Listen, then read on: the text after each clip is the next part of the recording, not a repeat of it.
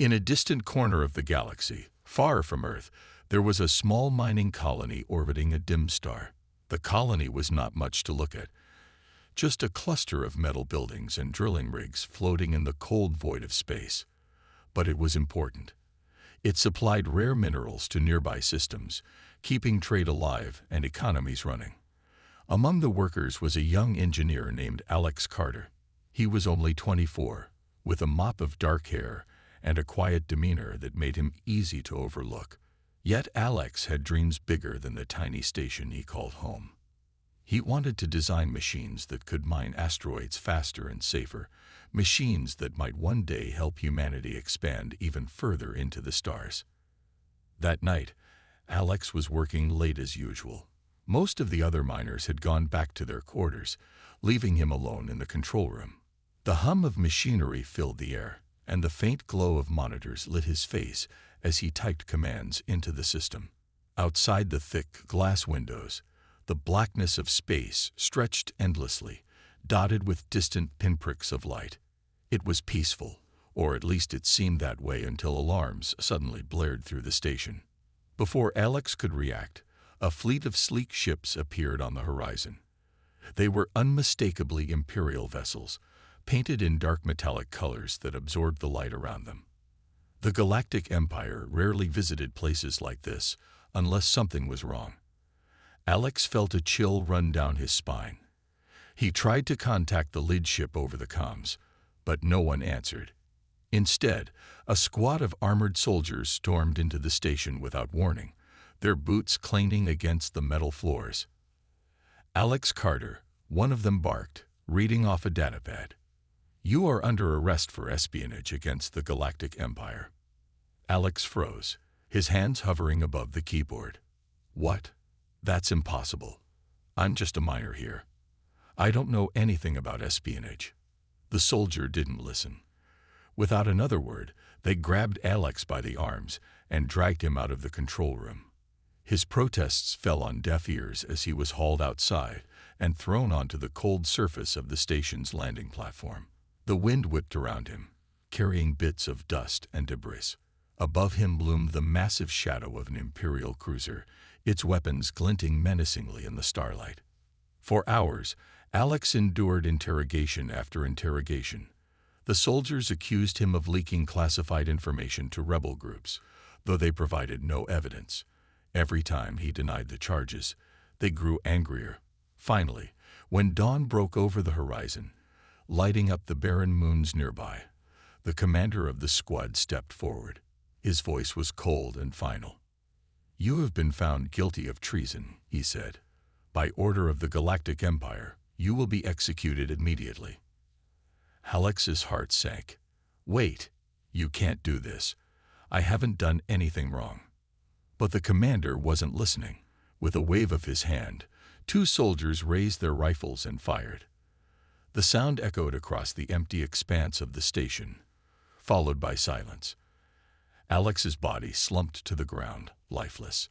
The soldiers turned and left without a second glance, boarding their ships and disappearing into the depths of space. Back on Earth, news of Alex's death reached Rachel Hayes, a senior diplomat stationed at the United Nations Space Council. She sat in her office, staring at the report in disbelief. Her hands trembled slightly as she read the details. The Galactic Empire had killed a human, a citizen of Earth, for no reason. No trial, no investigation, just execution. It was barbaric. Rachel clenched her fists. This wasn't just about Alex anymore. It was about what the Empire represented. A regime that saw humanity as inferior, expendable. As anger simmered inside her, she knew she couldn't let this go unanswered.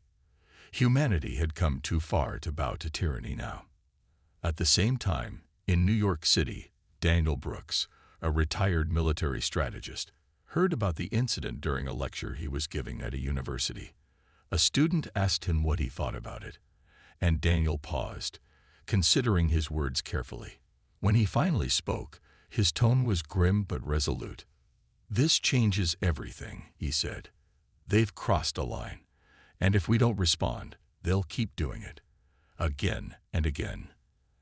As the sun set over Earth, casting long shadows across cities and fields, people began to talk. News outlets broadcast images of Alex's smiling face next to headlines about his death. Protests erupted in major cities, demanding justice.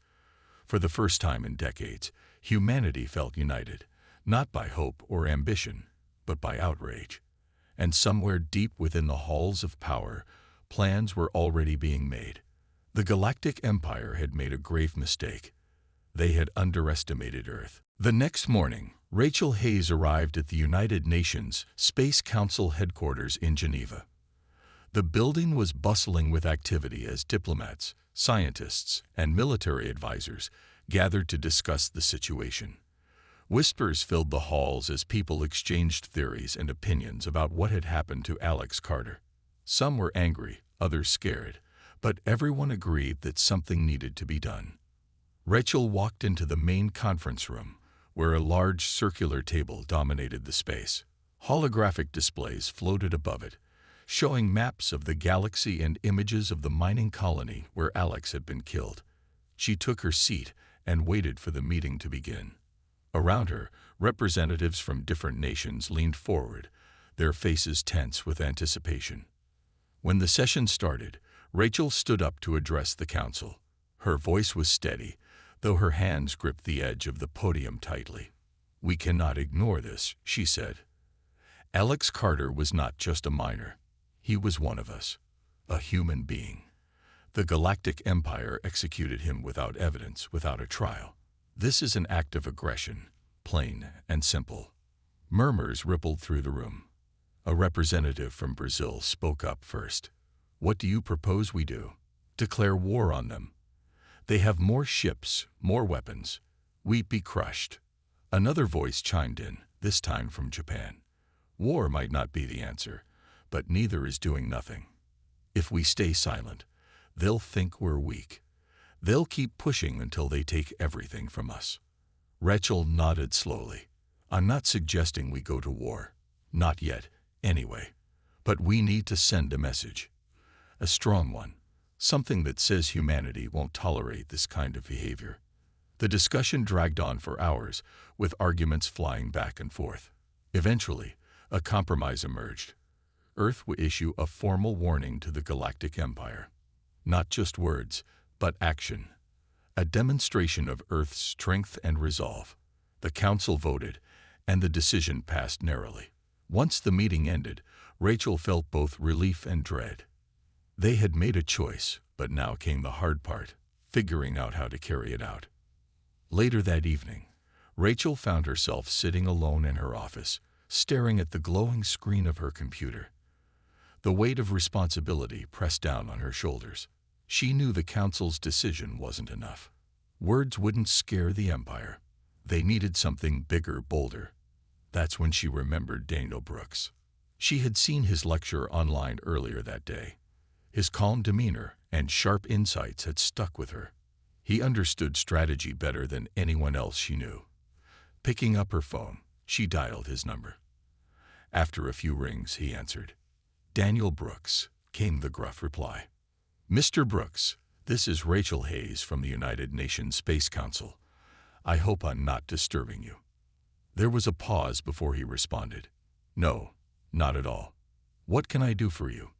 "I've been following your work," Rachel said, "and I believe you could help us with something very important." Daniel listened as Rachel explained the situation.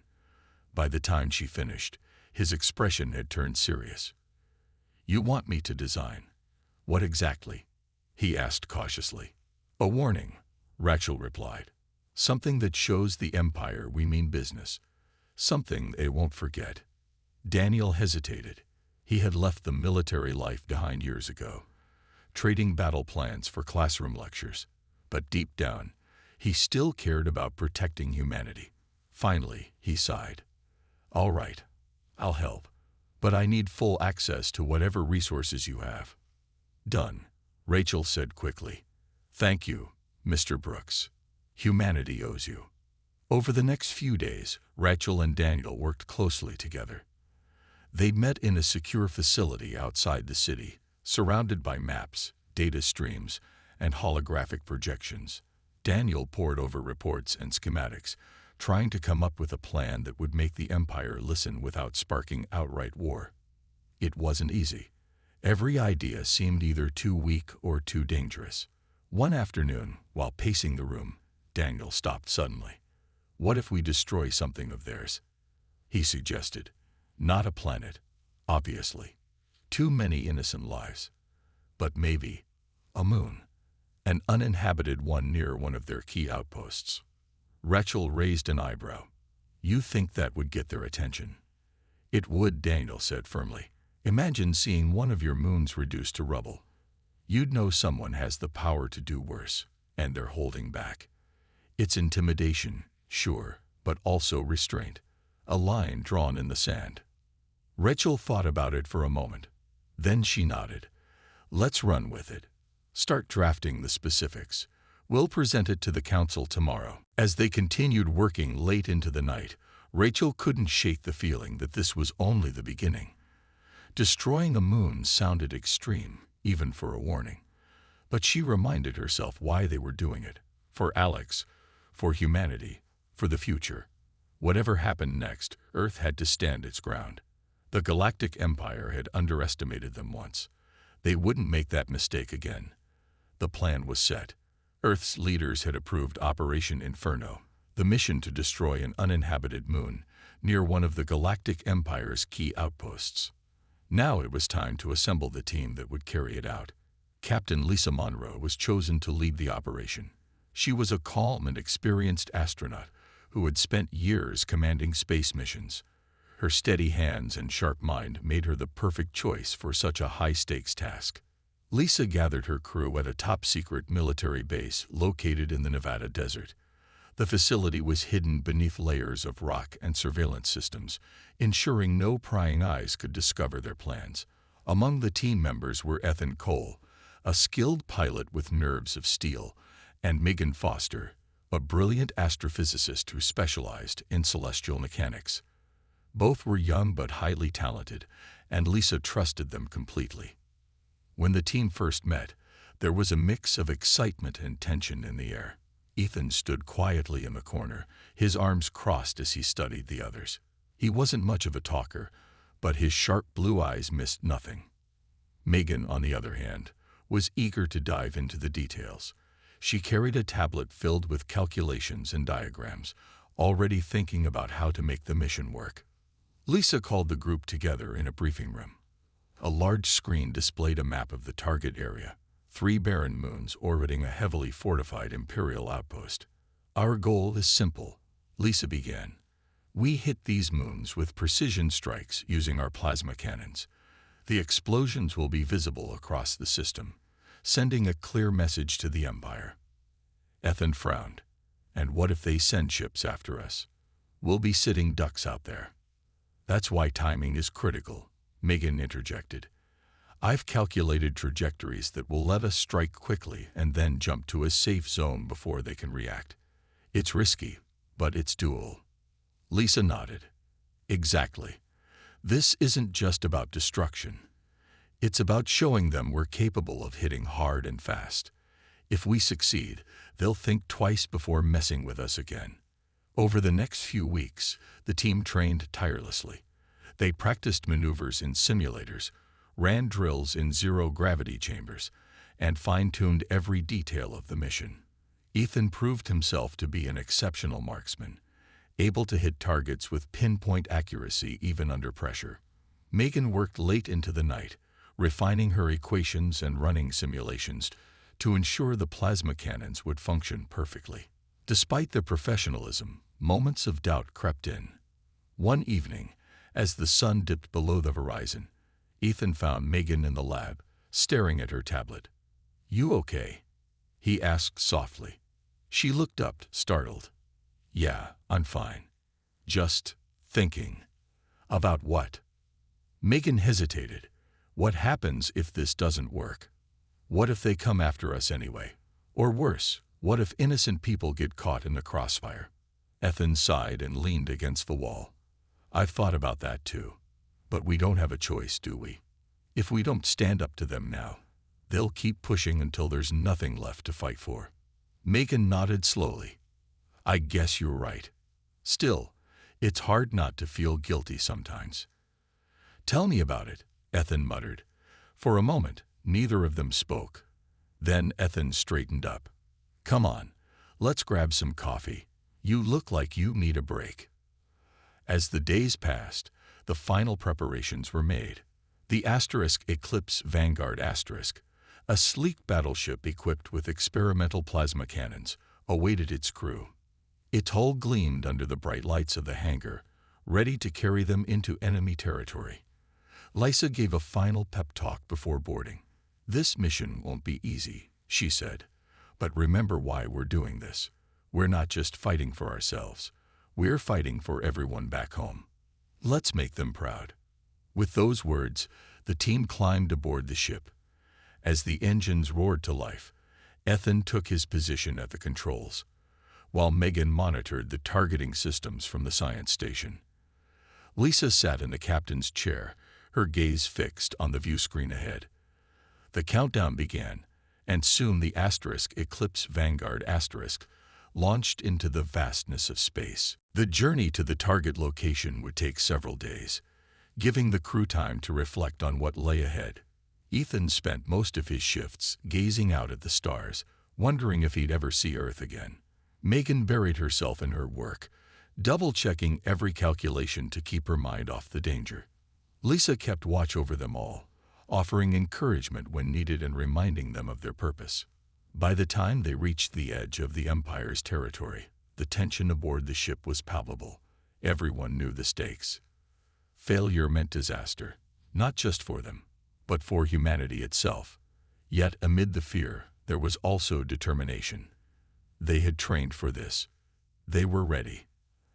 As the Eclipse Vanguard approached the first moon, silence fell over the crew. This was it, the moment of truth. Whatever happened next would change everything. The Eclipse Vanguard Asterisk drifted silently through the void, its sleek hull blending into the darkness of space. The crew had reached their destination, a cluster of barren moons orbiting a heavily guarded Imperial outpost.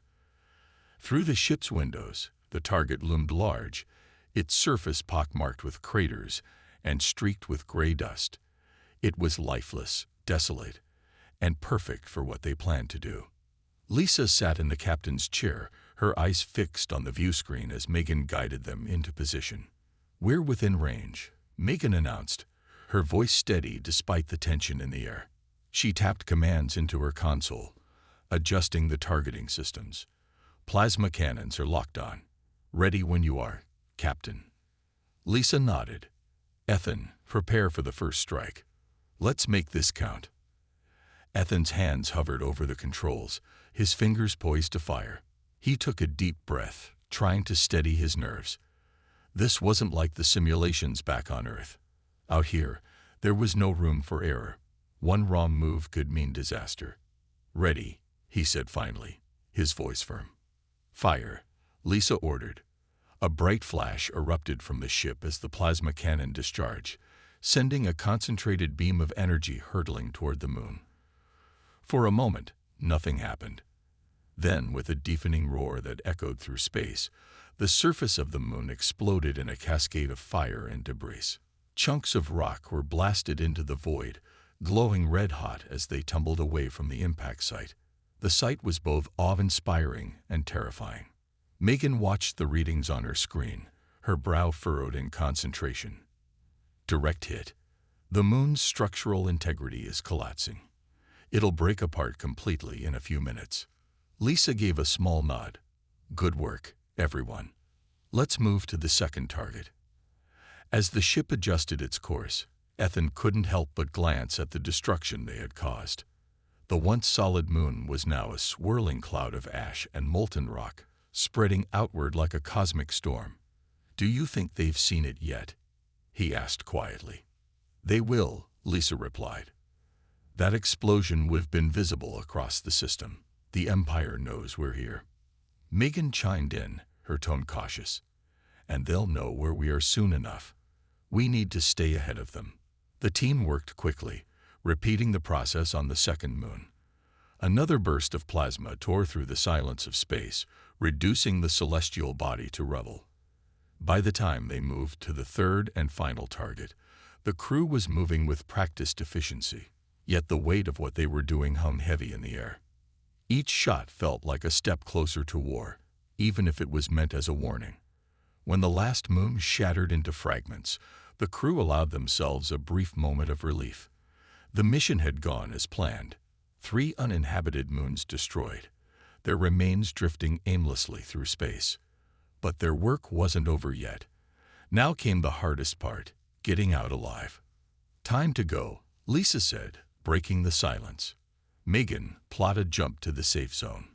"Ethan, keep an eye out for any incoming ships." Megan's fingers flew across her console as she calculated the safest route away from the area. "Jump coordinates set. I'm bringing us to the edge of the system. From there, we can slip into hyperspace without being detected." Ethan scanned the sensors, his eyes darting between screens. "Wait," he said suddenly. "I'm picking up movement. Multiple contacts closing in fast." Lisa's jaw tightened. "How many?" "At least 6. Looks like fighters. They must have scrambled reinforcements after the explosions." "Damn it," Lisa muttered under her breath. "Megan, how long until we can jump?" 30 seconds, Megan replied, her voice strained. "But we'll need to hold them off until then." Lisa turned to Ethan. "You heard her. Keep them busy. Fire everything we've got." Ethan didn't hesitate. His hands danced over the controls as the ship's defensive systems sprang to life. Streams of energy bolts shot out from the Eclipse Vanguard intercepting the incoming fighters.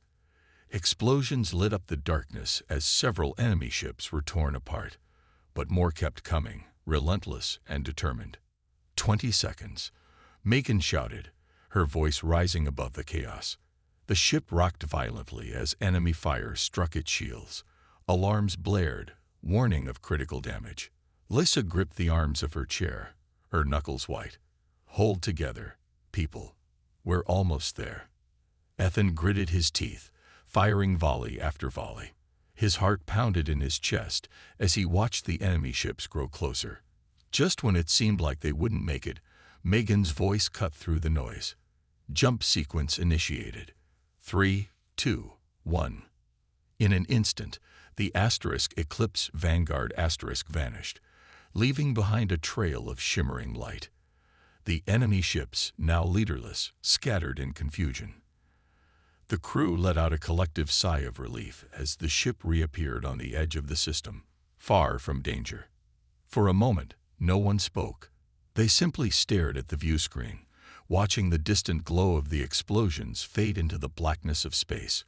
What they had done was both beautiful and horrifying, a fiery display of humanity's power and resolve. Lisa broke the silence. "Well done, team. You all performed brilliantly. Now let's get home and see how the Empire reacts to our message." As the ship sped toward Earth, Ethan leaned back in his seat, exhaustion washing over him. He glanced at Megan, who was already running diagnostics to assess the damage. Despite everything, they had succeeded. But deep down, he knew this was only the beginning. The Galactic Empire wouldn't take this lying down. Whatever happened next, humanity would have to be ready. The Eclipse Vanguard returned to Earth as a symbol of defiance, its mission accomplished but not without cost. The images of the burning moons spread quickly across news networks and social media platforms.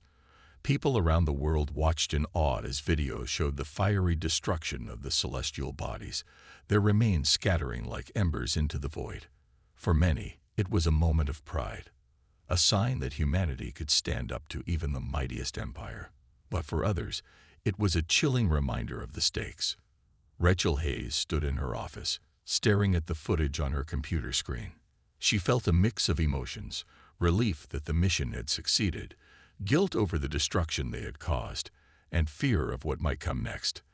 The Galactic Empire wouldn't ignore this provocation. They would respond, and when they did, Earth had to be prepared. Daniel Brooks was also watching the news, sitting in his small apartment in New York City. His mind raced as he thought about the implications of what they had done. Destroying those moons wasn't just a warning. It was a declaration. Humanity had drawn a line in the stars, daring the Empire to cross it. Daniel knew the Empire wouldn't back down easily. Their leaders would see this as an act of war, no matter how carefully worded Earth's messages were. Meanwhile, protests erupted across the globe. In cities like London, Tokyo, and Sydney, crowds gathered in public squares, holding signs that read "Protect our future" and "No more empires." Some supported the decision to strike back, seeing it as necessary to protect humanity's freedom. Others argued that violence only led to more violence and worried about the consequences of escalating tensions with the Empire. At the United Nations Space Council, debates raged among diplomats and military advisors. Rachel found herself in the middle of it all, trying to maintain unity while preparing for the worst. She addressed the council once again, her voice calm but firm. "We've shown the Empire that we're not afraid to defend ourselves. But now we need to prepare for retaliation. They won't take this lying down." One representative from India spoke up. "What if they launch an attack on our colonies? Many of them are defenseless." "We've already begun reinforcing our outer settlements," Rachel replied. "Our priority is protecting innocent lives. At the same time, we must show strength. If the Empire sees weakness, they'll exploit it." Daniel joined several meetings with Rachel and other strategists, helping them refine Earth's defensive plans. He suggested using decoy ships and false signals to confuse enemy forces, buying time for real defenses to mobilize. His ideas were met with skepticism at first, but as simulations proved their effectiveness, the Council adopted them. Back on the Eclipse Vanguard the crew struggled to adjust to life after the mission. Lisa Monroe tried to keep busy, reviewing reports and overseeing repairs to the ship, but the weight of what they had done lingered in her mind. She couldn't shake the image of the moons exploding, their surfaces consumed by fire. It was a sight she wouldn't soon forget. Ethan Cole spent most of his time alone, either in the gym or staring out at the stars. He replayed the battle in his head over and over, wondering if there had been another way. Killing wasn't something he took lightly, even if the targets were just machines. He confided in Megan one evening as they shared a quiet meal in the mess hall. "I keep thinking about those fighters we destroyed," Ethan admitted. "What if someone I knew was piloting one of them? What if they had a family waiting for them?" Megan sighed, pushing her food around her plate. "I know what you mean, but we didn't have a choice. If we hadn't fought back, they would have caught us. And then where would we be?" "I guess," Ethan said softly. "Still doesn't make it easier." As days turned into weeks, the Empire remained eerily silent. No official response came from their leaders. No fleets appeared on the horizon. This silence unnerved Rachel and the Council. It was as if the Empire was biding its time, planning something bigger. Intelligence reports hinted at increased activity near Imperial shipyards, suggesting they were building new weapons or amassing forces. Rachel decided to take matters into her own hands. She reached out to neutral factions within the galaxy, hoping to build alliances before the Empire struck. These groups, small planets and colonies tired of living under Imperial rule, were hesitant at first. But as word of Earth's bold move spread, some began to see humanity as a potential ally against tyranny. Daniel worked tirelessly behind the scenes, crafting messages designed to sway these undecided worlds. "We're not asking you to fight for us," he wrote in one communique. "We're asking you to stand with us. Together, we can create a future free from fear." While diplomacy unfolded, Earth's scientists raced to develop new technologies to strengthen their defenses.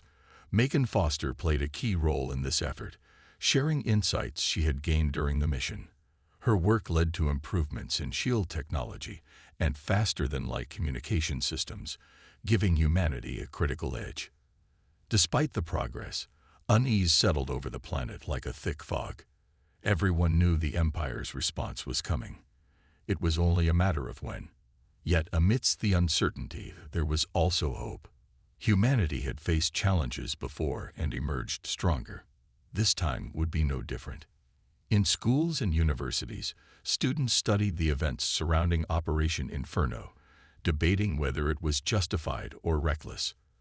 Artists painted murals depicting the burning moons, capturing both the beauty and horror of the moment. Musicians composed songs about courage and sacrifice, inspiring people to remain united. As Rachel looked out her office window one evening, watching the sun dip below the horizon, she allowed herself a rare moment of optimism. The road ahead would be difficult, perhaps even deadly, but humanity had proven it could rise to the occasion. Whatever happened next, Earth would face it together. The silence from the Galactic Empire finally broke one cold morning. News reached Earth that Imperial forces had launched prodding attacks on several of humanity's outer colonies. These strikes were not full-scale invasions, but hit-and-run raids designed to test Earth's defenses. Ships appeared without warning, fired upon mining stations and supply depots, and then vanished into hyperspace before any counterattacks could be mounted. Rachel Hayes received the first reports in her office at the United Nations Space Council. Her hands trembled slightly as she read through the damage assessments. Lives had been lost and resources destroyed. It was a grim reminder that the Empire wasn't going to let Operation Inferno go unanswered. She clenched her fists, forcing herself to stay calm. This was exactly what they had prepared for, but preparation didn't make it any easier to face. Daniel Brooks arrived shortly after the news broke. He had been monitoring the situation closely, analyzing patterns in the Empire's movements. "They're testing us," he said as he entered Rachel's office. "Trying to figure out where we're weak." Rachel nodded. "And they're succeeding. Our colonies are scattered, underprotected. We can't defend them all at once." "We don't have to," Daniel replied. "We need to make them think attacking us is too costly. Every time they strike, we respond harder. Make them regret it."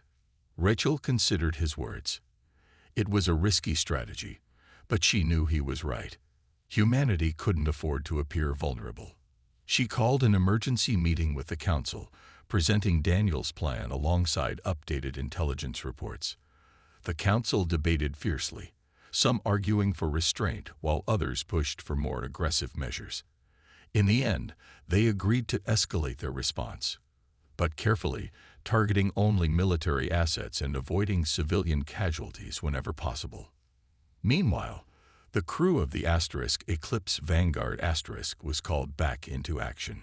Lissa Monroe led her team aboard the ship once again, this time tasked with hunting down Imperial raiders. Ethan Cole felt a mix of dread and determination as he took his seat at the controls. The memory of their last mission still haunted him, but he knew there was no turning back now. Megan Foster worked tirelessly to track enemy movements, using advanced sensors to predict where the next attack might occur. Their first engagement came sooner than expected. As the Eclipse Vanguard patrolled near a remote colony, alarms blared as Imperial ships emerged from hyperspace. Without hesitation, Lisa gave the order to engage. Ethan fired the ship's weapons with precision, taking out 2 enemy fighters before they could cause significant harm. Megan coordinated shield adjustments, ensuring the Eclipse Vanguard stayed protected during the skirmish. When the battle ended, the crew assessed the damage. They had driven off the attackers, but not without cost. One of the colony's fuel reserves had been hit, leaving the settlers struggling to survive. Lissa contacted the colony's leader, promising aid and reinforcements. "We'll get you what you need," she assured them over the comms. "You're not alone." Back on Earth, protests continued to grow. Some citizens demanded peace at any cost, while others rallied behind the government, calling for unity and strength. Rachel spent long hours addressing the public, trying to balance transparency with reassurance. She gave speeches emphasizing resilience and reminding people why they were fighting, not just for revenge, but for freedom. Daniel worked behind the scenes, reaching out to rebel groups within the Empire's territories. These factions, long oppressed by Imperial rule, saw Earth's defiance as a spark of hope. Through encrypted channels, Daniel shared information about Imperial troop movements and encouraged coordinated uprisings. Though risky, these efforts began to bear fruit. Reports trickled in of sabotage operations crippling Imperial supply lines and factories. As weeks passed, cracks started to form within the Empire itself. Dissent spread among its colonies, fueled by whispers of rebellion. Imperial governors struggled to maintain control as unrest grew. Even some high-ranking officers questioned whether continuing the conflict with Earth was worth the cost. Word of these internal struggles reached Rachel, giving her a glimmer of hope. But the Empire wasn't done yet. A massive fleet was spotted gathering near the edge of Imperial space, clearly preparing for something big. Intelligence suggested they were planning a direct assault on Earth itself. Panic rippled through the Council as they scrambled to bolster planetary defenses. Lisa and her crew were ordered back to Earth, their skills needed closer to home. On the day the Eclipse Vanguard returned, Rachel met with Lisa privately. "This is it," Rachel said, her voice heavy with emotion. "If they come here, we fight until there's nothing left. No retreat, no surrender." Lisa met her gaze, unwavering. "Understood. We'll hold the line." As the days ticked by, tension gripped the planet. People huddled in shelters or gathered in city squares, watching the skies for signs of invasion. Soldiers manned defensive posts, their faces etched with determination. Humanity stood united, ready to face whatever came next. In the quiet moments between preparations, Ethan thought about Alex Carter, the miner whose death had sparked this chain of events. He didn't know Alex personally, but he felt a connection to him, a shared purpose. Whatever happened, Ethan vowed to honor his memory. They weren't just fighting for themselves anymore. They were fighting for everyone who believed in a better future. The galaxy held its breath, waiting for the Empire's next move. And when it came, humanity would answer, with courage, with strength, and with fire. The Empire's massive fleet finally arrived on the edge of Earth's solar system, its ships blotting out the stars like a swarm of locusts. Humanity had known it was coming, but seeing it with their own eyes sent shockwaves of fear through the population. The Council met in an emergency session, reviewing every piece of intelligence they had gathered. Rachel Hayes stood at the forefront, her voice steady despite the weight of what lay ahead. "We can't stop them from entering our system," she said, pointing to a holographic map of the approaching fleet.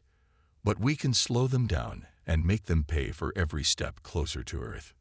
Daniel Brooks nodded in agreement. "Their numbers are overwhelming, but they're stretched thin. If we hit them hard enough early on, they'll lose momentum. Divide and conquer. That's our best shot." With that strategy in mind, Earth launched its opening move. Squadrons of fighter ships led by experienced pilots raced toward the Imperial forces, engaging them before they could fully organize. Lisa Monroe and the Eclipse Vanguard were at the heart of this effort, their advanced weaponry carving through enemy ranks. Ethan Cole fired with deadly precision, his hands moving instinctively as he targeted vulnerable spots on the Imperial ships. Megan Foster monitored the battle from the science station, feeding real-time data to the crew. "There," she shouted, pointing to a cluster of supply vessels near the back of the formation. "If we take those out, it'll cripple their ability to sustain the attack." Lisa didn't hesitate. "Ethan, focus fire on those targets. Megan, keep the shields up. We can't afford to get hit."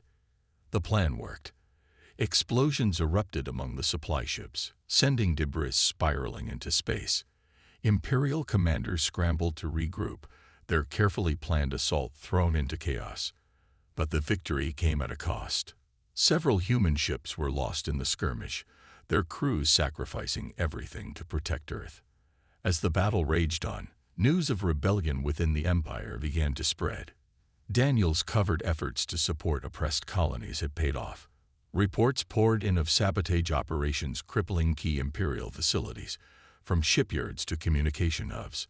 Entire planets declared independence, refusing to bow to the Empire's demands.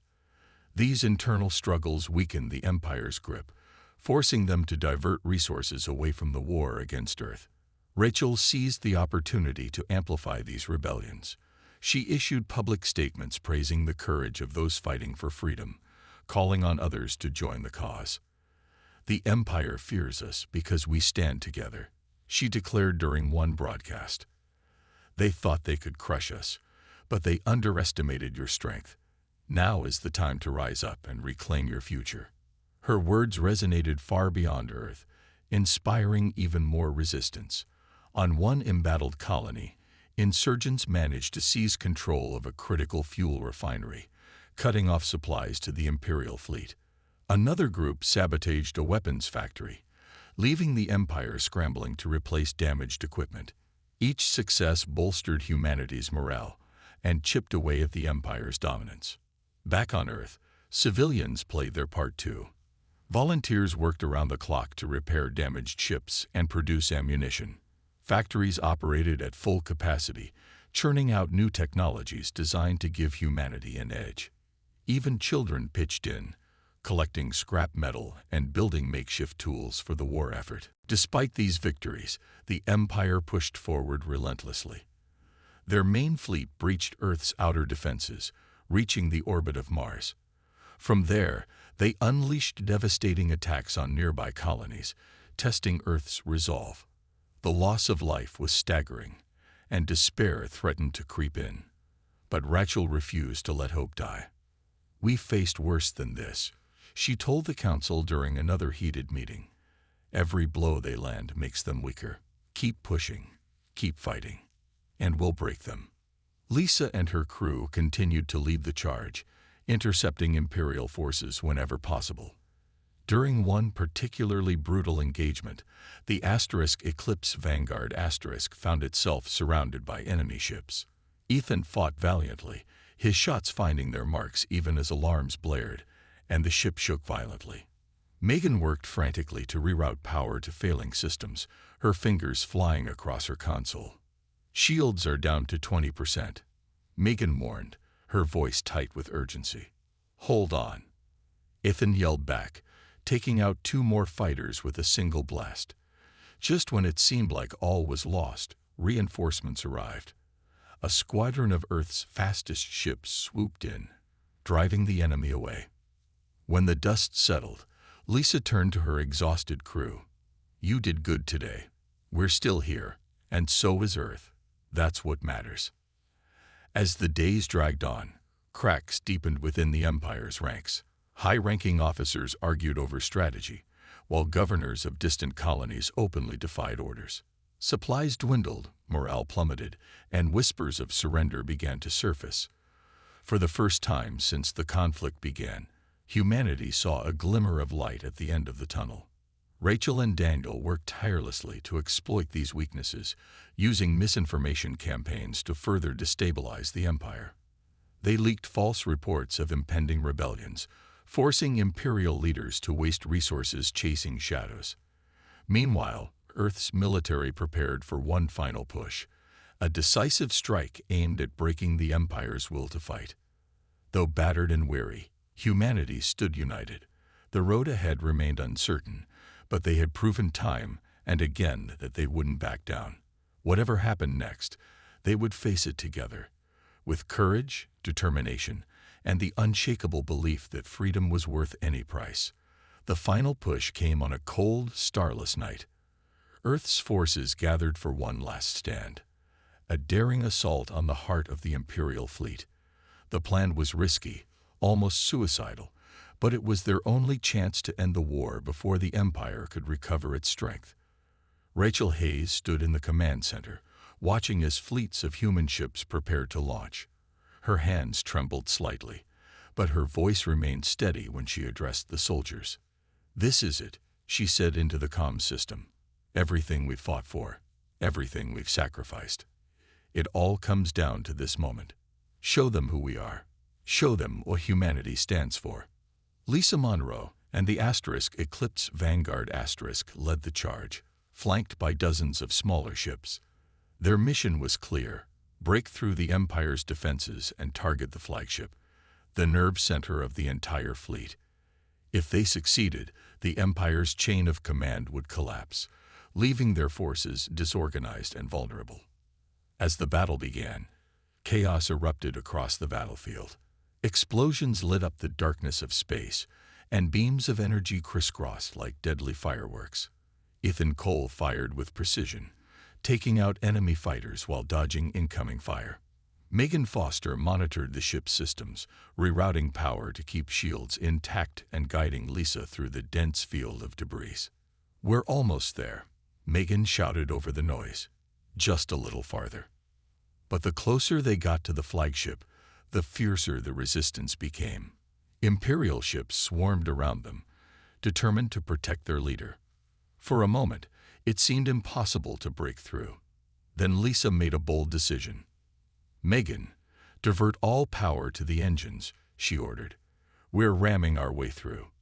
"What? Are you sure?" Megan asked, her eyes wide with alarm. "It's the only way," Lisa replied. "Do it." With a surge of speed, the Eclipse Vanguard plowed through the enemy ships, its reinforced hull holding firm despite the impacts.